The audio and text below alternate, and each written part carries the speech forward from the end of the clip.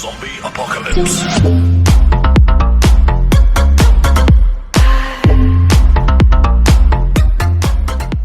In Omega. Yeah, and I honestly can't choose one, but if I have to pick, I'm also going with Omega side for the moment here, as I could definitely see that they have pretty much of a clear-cut way to just go in for certain picks, and for the carry to be activated, it does take a little while. We talked about the clearance speed, and well, I want to see it come online, but how soon can it come online? So we will head on to the Celestial Palace, and gentlemen, please take the floor. Here we go. RRQ Hoshi versus Omega Esports. Starting it off, let's figure out exactly what's going on. This pause here gives us time to understand who's laning where. Of course, Vin for sure taking the mid lane. You got R7 up top. And yeah, I think when it comes to the problem of the clear speed, there's a reason why the support here, or the roamer, let's call it the roamer, is always going to come try to visit whoever's playing that carry. I think that's going to be key here. I mean, yeah, for sure. And I think, the big question is when you have a weaker, or sorry, not a weaker, but a susceptible side laner like carry. Vulnerable. Vulnerable, that's the word. Yes, perfect. And you want to have mid priority. Push in that wave, be able to rotate first, because as long as you're there first, you can set up, you can set your feet deep in those trenches so that when your opponents come to attack, you have a very fortified position, and you also know exactly where to kind of position yourself. Yeah, let's also talk about the level 4 spikes as well when we come down to where it's a full-blown fist fight team, and as they are contending for maybe perhaps the first turtle, right? Like, I think it's really interesting where the Aurora stands right here, because you on the opposing end you have the Jahit as well as Selena, which of course poses a threat, but that one-shot potential also when 1-1 tries to go up in the air, tries to execute the ultimate, and you try to catch her as soon as you can before she can do anything else, and everyone just collapses on her. That might just be the formula. Which I understand now. If RRQ did not pick up the Eudora, then they would all the more just lose early and mid. Having the Eudora kind of shores up that level 4 spike, because they kind of have a dead hero in carry. A level 4 carry doesn't perform very different from a level 2 carry or a level 6 carry. I mean, you can honestly say that for pretty much every other marksman except for Yi Shin, whose ultimate is more utility than anything else. True, and 1-1. That's the reason why she's still relevant. As soon as you can hit crossbow Tang, you are invulnerable. So technically you can just go pew, pew, pew, pew, pew, pew, pew. Not the same for carry. Carry is always going to be in trouble even if she hits her ult. So yeah, most definitely they are going to rely very heavily on Vin. I don't know, because from Omega's side, like this is going to be an execution problem. Can you land those abyssal arrows? Can you be aggressive early on? And I think that might be, that's going to be really, really difficult here. But Psycho did actually take the Benedetta first, so he clears out that mid wave as soon as possible, allowing Ling to kind of rotate down to get that blue. And while the rest of the team is just going to make sure, hey, I'm going to push those waves as soon as possible. Yeah, we do see a lot of pressure going on towards the 1-1 side, and I think it's still pretty much decent that we see some clear rotations on the 2-2-1 setup coming from the side of Omega Esports.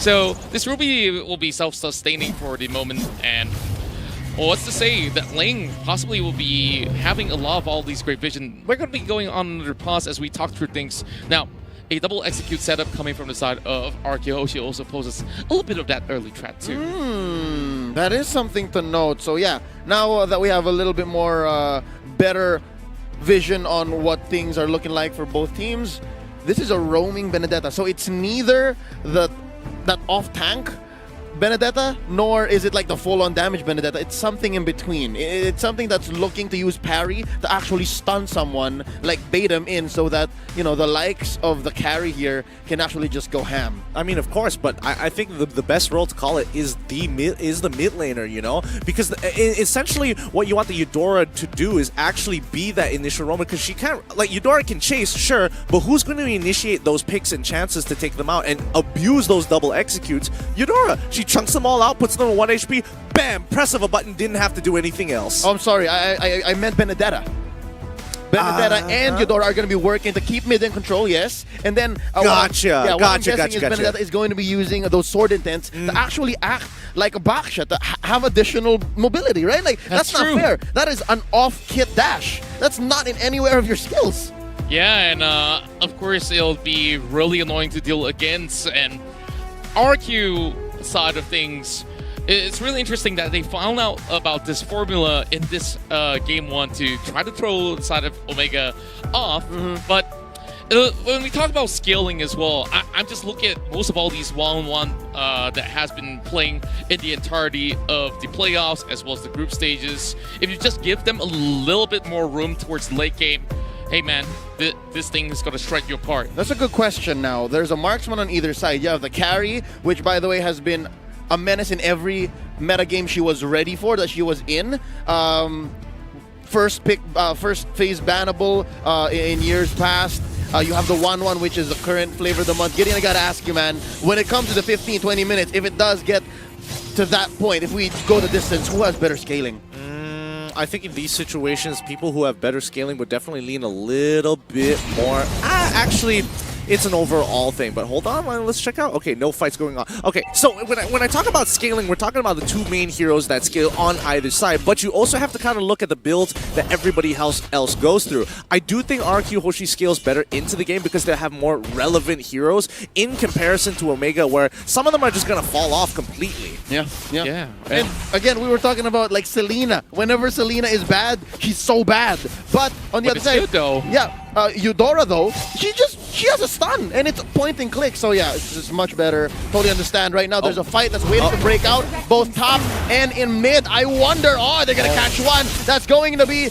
That's going to be flicker out. Heath burning it already 2 minutes in, and the first turtle is going to be started in by Psycho. Such a great reaction coming from the side of Heath, as he has already read the situation well enough. And keep in mind that there's also going to be that link. If he sets up a perfect Tempest on towards some of these team fights, it could be a pretty huge one out there. And when we talk about these two sides, of course, it's definitely going to be hard to tell, like, okay, which one gets activated first when we talk about the marksman. Because honestly, the carry is going to take a little bit of time before getting things like the Golden Staff or the Demon Hunter Sword or stuff like that. Yeah. But yeah, like back to what was being mentioned by Gideon, it's a little bit more easier to execute compared to Omega. Yeah, and especially at the highest levels, right? You want to minimize your possibilities of making that mistake, and the more that you can minimize it, the higher chance of more consistency you can receive. Oh, here it comes. That's going to be 4 members from RRQ Hoshi coming in. And they're so aggressive. Lemon gets taken down first. Blood here drawn by Hajizi, plus the turtle. Ooh. And that's going to be some revenge from Albert, taking out Mr. Fundamental himself. That's going to be 2 going over to RRQ Hoshi, taking down Kenji. And are they done? The answer is yes. Omega Esports don't want more of this. All I gotta say is, youch. Big ouch. I mean, Omega, they saw 2 of their guys go down so fast. Hajizi's like, nah, get me out of here. I don't want any of that no more. Yeah, R7 arrived to the scene and he's like, okay, Big Dragon coming through, and you know the case is pretty much close right there. So 2-1 at the very moment. Honestly, the small little lead that they are getting from the side of RRQ Hoshi can still be contested right here in this sort of way, but Unstoppable Force has already been used up. Ooh, defensive Electo final blow right there by Psycho, saving himself. And yeah, I'm liking what I'm seeing from Omega Esports here. They're building up their confidence. They did lose that big team fight inside the Turtle Pit earlier. They are maintaining this small gap to RRQ Hoshi, about 200, 300 gold. But right now, we're looking to how RRQ Hoshi can kind of make that gap a little bigger. What big move will they do next? Or will they just let Omega Esports go in and make them pay with a counter attack? I think if I was in Omega's position, I'm starting to look for picks around buff timings, which is going to be like you're targeting Ling to make sure, hey, if Ling is on the purple buff, I want to look to try and punish him as he's trying to clear that area of the jungle. And if not, he's not there, let's rotate down to bottom side until they get caught out. Speaking of getting caught out here, Hajizi has just arrived, but instant response coming from Lemon just to flicker away. I think both of these teams kind of have this like interesting side quest of, besides these big neutral objectives. We also want to take down these side lane marksmen. And now Heath takes quite the blow, but he's saying, sir, can I have some more? He wants to go for another fight because he does have his ult on. And oh, no! That's going to be Psycho barely getting away! Oh, and the delay damage from the trap and the slow taken in. Oh, Yelly Haze just catches him off. You know, Yeah.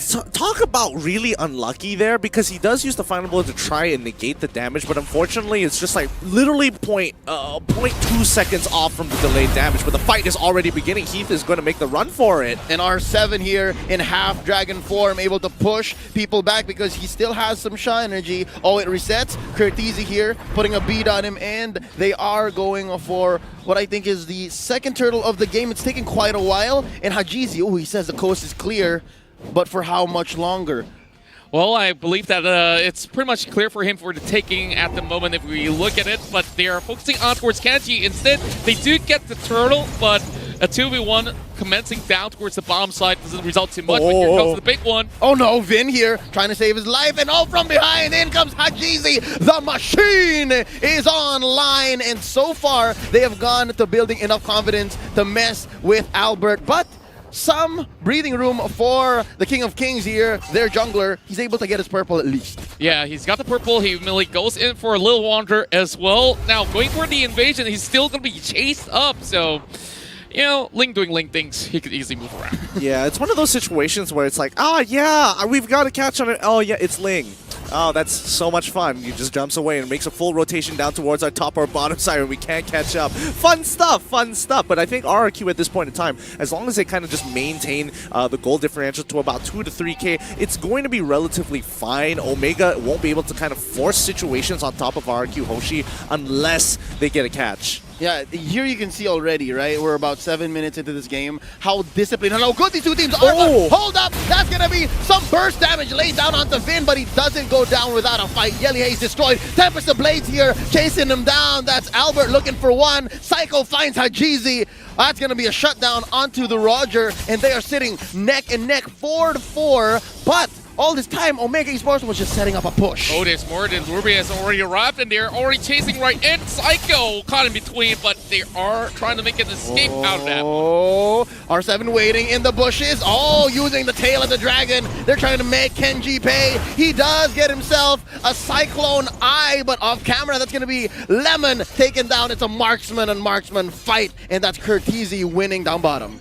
Definitely we're going to be having to look in towards itemizations as well, because at this point it's getting a lot more interesting. So Gideon, just looking at things, we've already got some big stuff coming in the way. Yeah, honestly, we're looking at Lemon, who only just has his endless battle here, but we're looking over at Cardizi. He's already got the Demon Hunter sword on top of the boots, on top of that corrosive sight, so he's going to be pretty relevant into this game. He might not be doing the most amount of damage, but at the very least, he's slowing them down for the rest of his team to kind of catch up and take out. And looking at Hajizi, he is, I guess, halfway through his endless battle as they go for this turtle, the very last in the game. Ooh. Looking for it. There you go. They take the turtle, and just like that, it's a Mexican standoff. It's just who's going to pull the trigger first, who's going to jump in with their ults and start it strong. And I think in this situation, without R7, Omega Esports has the range advantage, especially with the reach that the Abyssal Arrow has. Yeah, and he's all the way on the other side of the map, and they've already understand that. Oh, flicker right in! Ejector onto one! That's going to be Vin blasted down by 4 members of Omega Esports.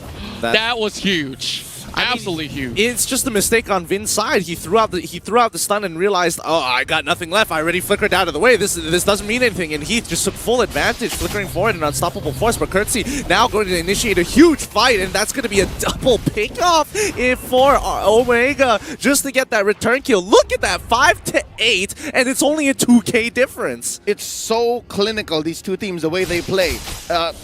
I mean, this cliche has been mentioned.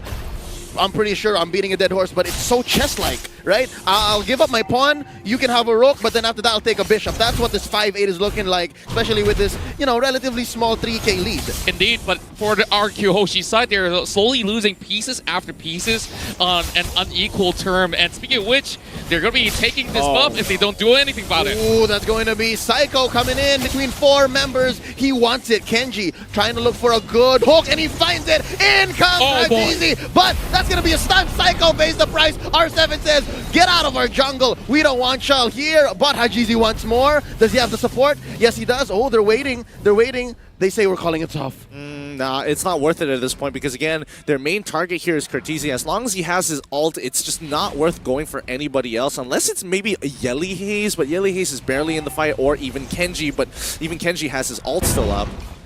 That's right, and with that being said, we're looking at Omega Esports side. Now that they are so much more up ahead after a couple of all these sort of picks, they're starting to feel a lot more confident about taking every single thing that they have inside the jungle. All they can do is just wait for the right moment to strike in. We do have the Lord up available, but over here, a little bit of a slight 1v1 between Albert as well as Kenji. Oh, it's just the battle of swords and sights, and here comes Lemon, Tempest of Blades, barely misses. Oh, he's got some dashes here. He's trying to grab, oh, there you go, full range stun here by Yelly Haze. Gonna be using the dashes, trying to get out of there. Not enough to save Lemon. That's 1 for free. Oh, this is while they were going for the Lord. Psycho goes down. Hajizi takes him. R7. Here comes R7. What? Oh, wow! A dragon helps the Lord get stolen by R7. That's going to be R7 surviving. Oh, I think it's worth it already. Crossbow of Tang. 4 members down. Traded off for the Lord. Oh. No way. No absolute way. Even though they do get the Lord, just look at the Ruby right down below. Like, this Lord doesn't mean a thing at all after getting snatched away, but at least it buys some time for RRQ Hoshi. I mean, they're up by 5 towers at this point. RRQ Hoshi has not been able to kind of break through. Omega will be stopping that Lord right in its tracks. And I mean, if they had more of a wave onto mid and topside, they might have been able to get both inhibitors at the same time. And I think RRQ Hoshi, this game is slowly slipping out of their hands. I hate to say it, but stealing that Lord at that very moment is the equivalent of using a band-aid on a bullet wound. It held them back for what, 30 seconds tops? And they're still maintaining map pressure. Yeah, and of course, with that, they only gain maybe very slight edges out of that by just putting their bodies at where all these sort of bullets are coming through, and they just have to do something just to have that knee-jerk response. And while at it, I guess they just have to wait for another sort of opening at this moment, which is not going to come by, not until 20 minutes or so. Speaking of 20 minutes, Gideon seems to know what timers are like. And Gideon, what's your feel, man, right now before this fight happens? Oh, it actually has started. Too late. Cortese gets blasted by Vin. Not over. They're looking for some revenge here. Vindication. That's what Omega Esports is looking for. They take out Yelly Haze. R7 is a man on a mission. They're going to blast this turret and push Omega Esports back in. Now, that timer, man, 13 minutes in. How long until we see Lemon pop off? I mean, honestly, let's double check the items so I have a better idea of what where is he with that. Lemon is currently at 6,000 gold. He's got 2 items, both pretty defensive. He doesn't even have the golden staff yet.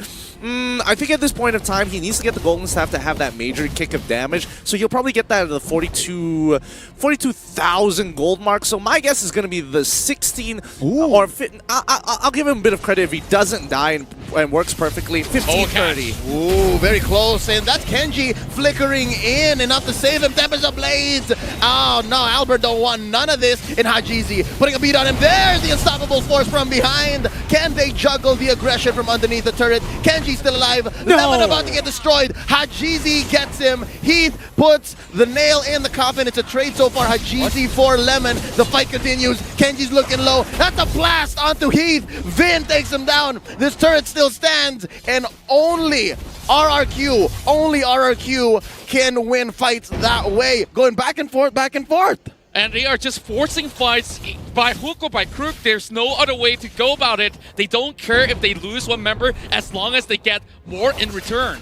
I'm not gonna lie, Vin's is starting to become a bit of a problem for Omega in this point. And I think that's where the executional part of it is starting to kick in, because as you can see, Yelly Haze, he's not landing as many Abyssal Arrows, and even if he does, he's probably not going to be able to capitalize on it in comparison to Vin, who just goes in, full combos you, walks away and says, R7, go get him, boy. Yeah, and we've already seen purchases like the Blade of the Heptaseas coming in as well, so very much interesting as we hit towards the 15-minute mark. You can see that we are having pretty much an equal level terms after so many fights. RRQ Hoshi, not in the number of kills, but the goal has already been equal. Oh, yeah. Barely 1,000 now. Barely 1,000. RRQ Hoshi, the King of Kings, have figured out this strategy. And just like that, I think Gideon is on the mark pretty much. About, what, 3 minutes away since he did say. And right now, Albert.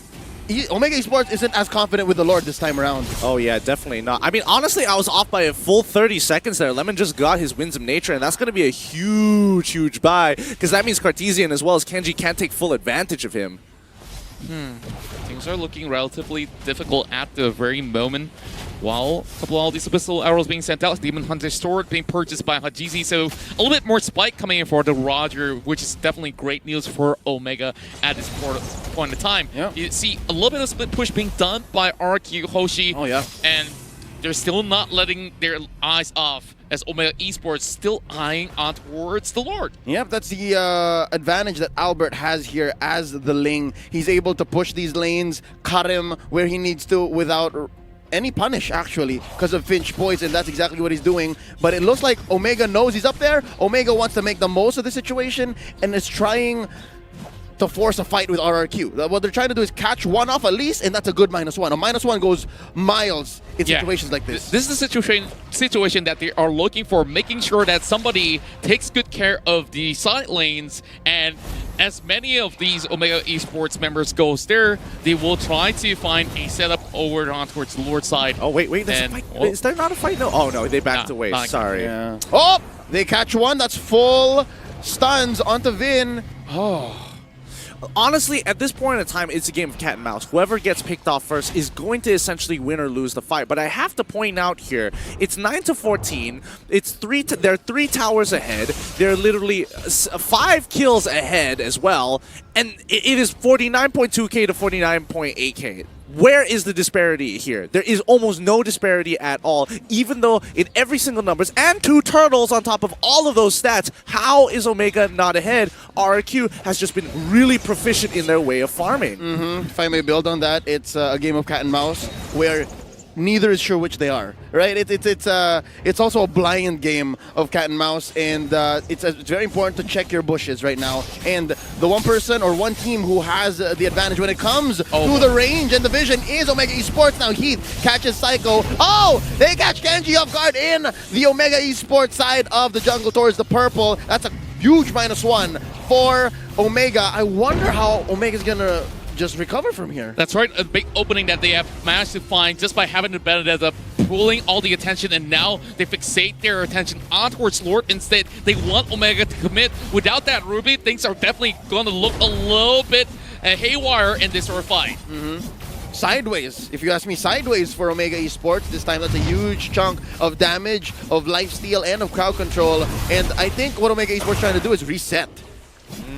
I think at this point, it's about finding the opportunity to get the angle, because right now, look at that bottom wave. It's pushing in naturally. As long as RRQ just kind of chill and just wait, somebody is going to have to deal with that slowly building up wave. And RRQ, they don't mind doing it because they are scaling towards the late game. And Omega, they've run out of time at this point, and they have to solely believe in their own mechanics to actually win them out in these bigger fights. That's right, and now we're hitting 18-30.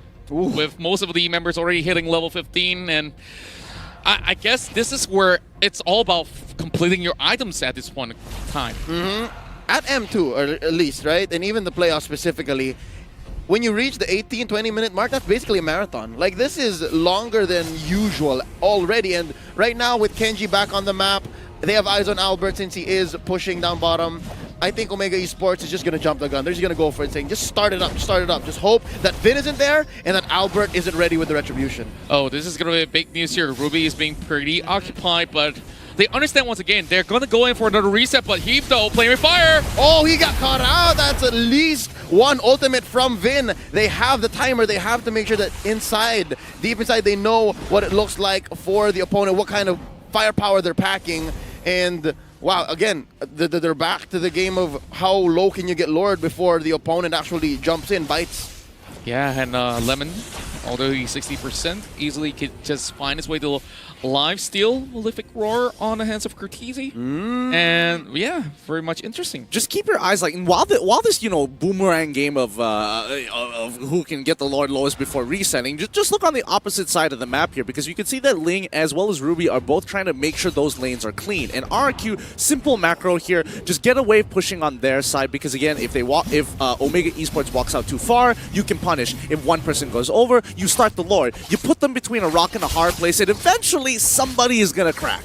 Yeah, and if you do look at the goal differentials, it honestly doesn't matter at this point in time, where most of the people have already completed all their items. And being up ahead means that they are shoving way harder towards the side of Omega. Dude, check out that graph, man. Omega was just dominating the first half of the game, and then RRQ Hoshi just slowly catching up. If only Omega was able to close out that game. Man, they must be kicking themselves like, oh, if only we had that Lord and it didn't get stolen just now. That's essentially the story of the past 5 minutes. The past 5 minutes have been RRQ Hoshi just applying pressure on Omega Esports, and some part of it, I believe, is just conditioning.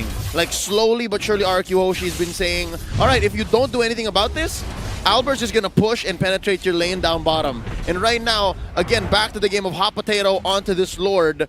It's a matter of allotting resources. How much are you willing to put on the line to be able to take this huge objective? Now Psycho at half health, and now it's Lemon they send over. Oh, this is going to be a push. Yeah, and that's my attention actually fixating on towards the lower side of the map, and with that, RQ still wants to play this Dance of Death. How are we going at it finally? Oh, they're going in. This is no turning back. That's Heath getting blasted. He's still alive. R7 with the black dragon form. Tempest Ablaze in here. That's going to be a knock-up on the Psycho. R7 being pushed back. That's going to be Vin taken down by Hajizi. Oh, it's looking grim. Heath destroyed from the back line by Psycho. That's going to be 2 for 1. Lemon destroyed by Hajizi. And now the Wolf, the machine, is on the chase. Psycho, oh, he needs the Cyclone Eye. Oh, he's going to get it. But inside the orange buff pit, that's going to be the Hajizi run. Taken down one last 1 for 3. Is this enough space for the Lord? This should be plenty of space for the Lord, actually, unless Albert makes a fat steal here, which I don't think he's going to do. In most situations, Lings are just going to cut the wave, but considering the wave still has a long way to go. Oh, no, the burst is just too much. That's what, 4 members of Omega Esports? Oh man, RRQ Hoshi's very own R7 was a little too optimistic. Yeah. Absolutely dropped the ball right there. You can see Albert can only fly around just to see this Lord go in the hands of Omega Esports. And I'm pretty sure the Filipino fans here rejoice after that long dance. And it all started from sending Lemon right down below, and Omega Esports knows, okay, we can actually catch them out of position, and that's where that 3-for-1 trade didn't go anywhere as planned for RRQ. I think RRQ at this point in time, it's just a game of cat and mouse, because again, there's nothing much they can really do about it in most of these situations if they put themselves too far out and they get caught out by Heath. And you know what? Speaking of Heath, in that last fight, he preemptively flickered forward thinking somebody would be further, deeper into the brush. Ends up they were standing right in front of him and he just blew his flicker for no reason. But here comes Luminous Lord. Oh, but he got away with it anyways, right? Here we go now. Finally, the first inhibitor taken down, and it's going to be on the side of RRQ Hoshi. That's going to be quite a few ults spent by RRQ to take down Lord alongside that inhibitor up top as well. So it's a 2 for none, relatively clean for Omega Esports. Impressive how they're able to just center and just gather themselves once more, especially after earlier how RRQ Hoshi was slowly turning the whole map blue. Right, and now Psycho tries to cut off the wave, but one big That's going to be Hajizi running away. Immortality popped in here. Vin destroyed by Kurt to hurt Teasy. And now Hajizi. That's going to be R7 taking him down. It's so far a 1-4-1. And right now, Albert destroyed once more by the 1-1. And they're going in. That's a lot of Lemon. damage coming in from Lemon. That's Heath. Mr. Fundamental destroyed. And right now, that's another pull. Lemon survives. Oh, I think he's going to heal up because they're still ready. They're going for this half health on all members of Omega Esports. They may have been going in too deep. And I think the investment has already been spent. R7 destroyed. That's going to be 1. Oh, hey, Hayes. That's going to be 2. They're trading back and forth. 2 members left. Good plays coming in from RRQ Hoshi. Even though they had a bad situation, they just had to make sure that they understand who scales into this game. Okay, Albert dies. Who do we have to depend on? Lemon. If you have to throw your body in to buy some time, then throw your body. Just like what they're doing out now, it's going to be a 2v2 situation. Oh, they trigger the crossbow tang, but Psycho gets away. Oh no. Full range. Oh, that's going to be a pull by Kenji. And that's Lemon. That's Lemon finally shut down. And that's 2 defenders, though. Vin is back in here, so that's some wave clear on the side of RRQ Hoshi. Just look at it, 50 over seconds if you go down at this point in time. RRQ Hoshi, at the very least, still have 3 members up. So this is where Omega Esports can continue to apply the pressure. And more than about 2 minutes in towards the game, we'll see possibly the final lord, but they might not even need it right now. Electro final blow used to clear the waves, but Curtizi will take down the turret. Anyways, what is this? About a minute away from the 3rd Lord, and Lemon's going to be coming in on time. So I think for RRQ Hoshi, just buckle in. Just wait for Lemon to come in. And I don't know, man. Whatever you did with Vin for the 1st Lord, do that again. But at this point in time, if you actually lose at least 3 members by just snatching the Lord away, yeah, maybe you might get away with, you know, that Lord just marching towards the enemy side and you have like a full send of Omega Esports army just at your base by that point in time. Yeah. So, Curtizi having 1 final slot uncompleted, but hey, what's to say? I think he really packs a punch at this point in time. I think he packs a punch too. I think they all honestly pack a punch. And the real problem right now is that they can't seem to get onto the scaling heroes. Lemon just refuses to die. Albert, he buys so much time, especially when he jumps into the backline here, that Omega Esports can only deal with 1 problem at a time. And Kenji, he's going to be staying very close to Curtizi more often than not, just to kind of protect him with the I'm Offended and making sure that he taunts the right people, just to buy that time to allow Curtizi to at the very least have enough weakness procs just so they can use his ultimate in a clutch situation. Yep, and we've seen earlier, a crossbow tang is not a confirmed kill. Not at all, because of how this Rome Benedetta is playing in right now. That's going to be a fight. I think they're picking. Oh, Vin gets caught out. Oh, he lets out the ult. That's going to be flame shot used already by Yelly Hayes. And Hajizi destroyed by Lemon from the back line. Tempest of Blades here by Albert. That's going to be trades left and right. Kenji down, as well as Hajizi. 2 for 1. I think they are ripe for the Lord take. Yeah, and we just saw the positioning of Lemon initially was a little bit questionable, but when he flickered to get that position, to get that first opening, it started to make sense where the rest of RRQ Hoshi will be able to penetrate through from a very awkwardly positioned Omega Esports. Honestly, I'm surprised that Omega didn't just jump onto Lemon there. Like, he was free, and you can see that the Unstoppable Force was up there. They were just waiting out the Winds of Nature, but that's just like a second long. So it's kind of on Omega, who I think were in disbelief. Like, no way he's doing this. This is kind of troll, right? Yeah, again. Give carry, what, 1.2 seconds of free hits, especially with full lock items like this. You're in for a bad time, and right now, oh, Albert's stealing oranges now. This is going to be rough for Hajizi when he comes back. And you can see Psycho really roams in towards the mid side as well. They're having 2 members right to the lower side of the map. And this Lord right here is the terminator of the entirety of this game, which honestly, Omega Esports hasn't been able to find a safe way to even get a pick in this sort of sense. Yeah, no, it's because of, again, the vision that Omega Esports has is trumped by the mobility that RRQ Hoshi has right now, right? Like, again, Gideon mentioned the forward flicker by Heath. If he only knew that there was no one in the bush, I think Yelly Hayes hasn't warded that area yet. If he only knew that he was right in his face, he could have used that mobility to close the gap. But right now, oh, nice catch. That's going to be Lemon caught by the ejector, and he's going to get blasted down. Heath trying to run, save his life, and he survives. But look at Albert. Albert looking to just cut the waves. Oh, it's a silent, it's a cold war between Kenji and Albert. Both sides just not letting up here, but at the end of the day, who wins out in these later stages? I mean, Yelly Hayes, he's going to take some damage. Psycho is just going to chase him down, and nope, the rest of the team back off, and they could, I mean, I don't think Lemon wants to fight without his ult here, so Psycho has got to be real careful. Psycho right in between all these members of Omega Esports, not looking all too great. As much as he has immortality, he can buy only very a few seconds in towards this match, but he's trying his best to make it out alive. Lemon, as much as he's nearby, What? he's What? still getting out of this. What? I take my words back. Psycho things! Madman!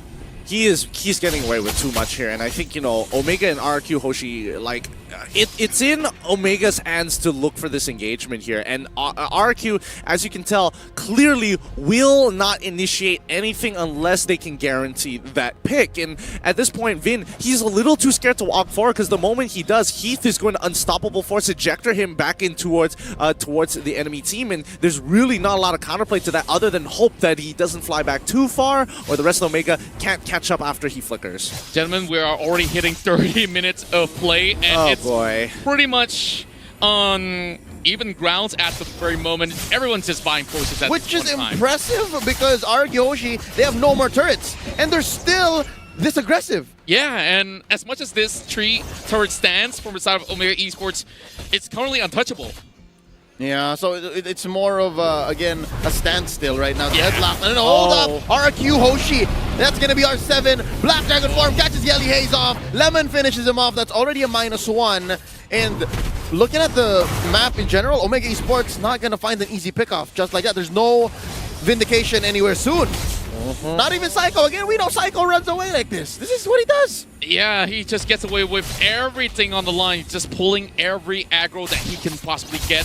And this constant split push will not stop at all, but Lemon, he could possibly solo this if Omega does not pay attention. I mean, Omega definitely knows that this is going on. However, they have to send members to the other side of the map, and Albert, he's able to control this, and he's going in for the full engagement. Oh, there's going to be Heath. His immortality pops inside. He has a few shields to buy time. Oh, Carteezy, just in time. Crossbow tank, and they burst him. That's Heath taken out. R7. Where is R7? That's going to be Carteezy. Oh, Hajizi as well. They're running away. Oh, can Psycho finish him off? Lemon from behind. Kenji gets him. That's Psycho taking down Carteezy. 1-1 off the table right now. Kenji flickers in, saves himself just in time, and now there's Hajizi.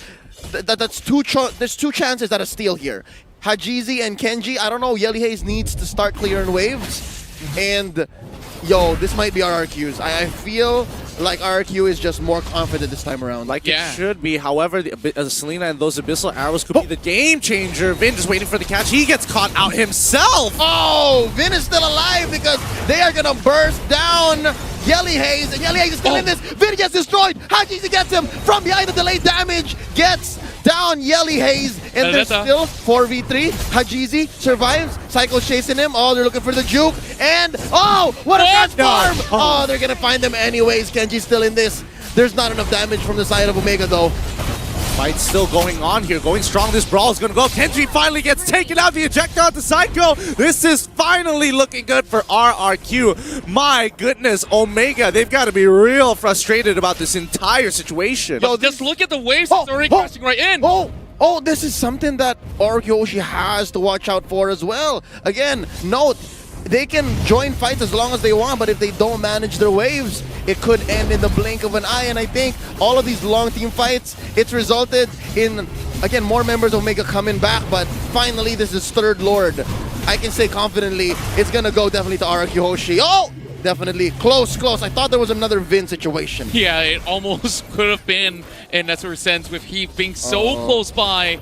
And unfortunately, things are starting to open up for the side of RRQ Hoshi. And Omega Esports had to back away and retreat, not having Hajizi as well as Kenji around.